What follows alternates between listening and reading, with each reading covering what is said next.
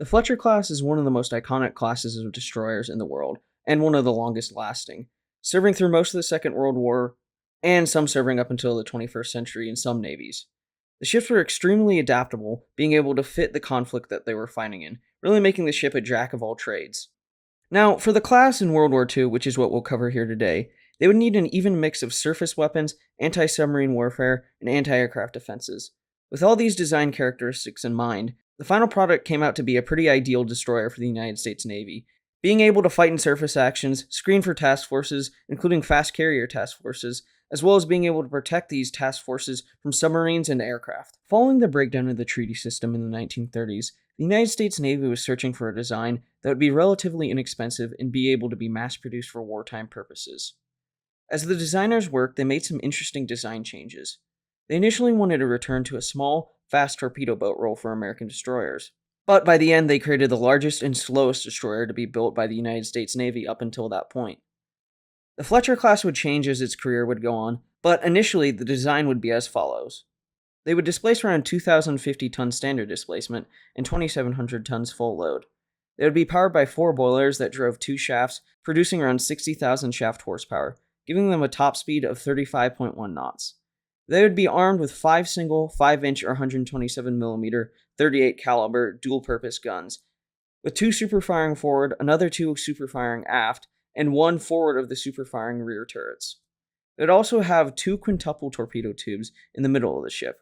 They would also carry 2 40mm and 6 20mm anti-aircraft guns. This anti-aircraft battery would be upgraded as World War II went on at the expense of the torpedo armament. It would also carry an armament of depth charges.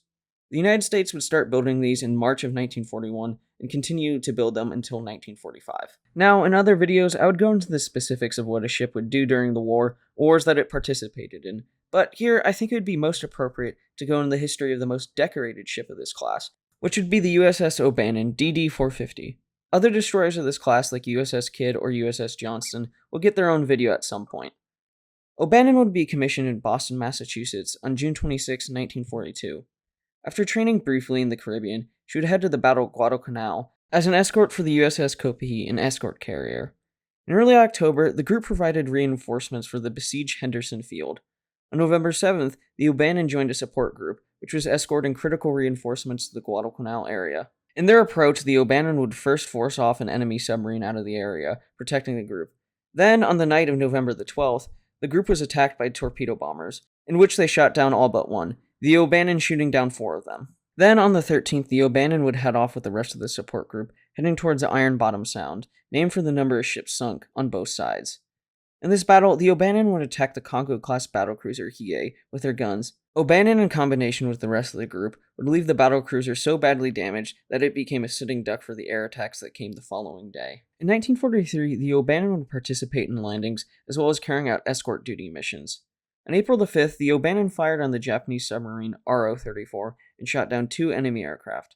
Another action on July the 6th, known as the Battle of Kula Gulf, O'Bannon would fight with 3 cruisers and 3 other destroyers against 10 Japanese destroyers. Although the American force lost a cruiser, the Japanese were forced from the area. In about a week, a second battle was fought against a Japanese cruiser and 5 destroyers and 4 destroyer escorts, sinking the cruiser and turning the other ships away. Following this, the O'Bannon spent a lot of time in the Vela Gulf, guarding landings and intercepting Japanese troop convoys, as well as fighting off air attacks. In company with USS Selfridge and USS Chevalier, O'Bannon led the attack on an enemy force, which composed of 9 to 10 destroyers and smaller craft. The Japanese destroyer Yugumo was sunk in this action, and the Chevalier took a torpedo hit and was abandoned, in which O'Bannon rescued her survivors, along with the Japanese being forced out of the area. After that battle, O'Bannon made repairs at Tulagi and then made for the American West Coast for an overhaul. By March of 1944, O'Bannon was back in the Solomons and was providing escorts for other ships and conducted bombardment operations. In October, O'Bannon provided escorts and protection for the invasion of Leyte, where she covered the force from air attacks quite frequently. On January 31st, the O'Bannon assisted in the sinking of the Japanese submarine RO-115. During the Lingayen offensive, she would operate in the Philippines until the end of April, where then she would support operations in Tarakan, Borneo. On June 17th, O'Bannon rendezvoused with a group of escort carriers off Okinawa and guarded the group as they made their attacks.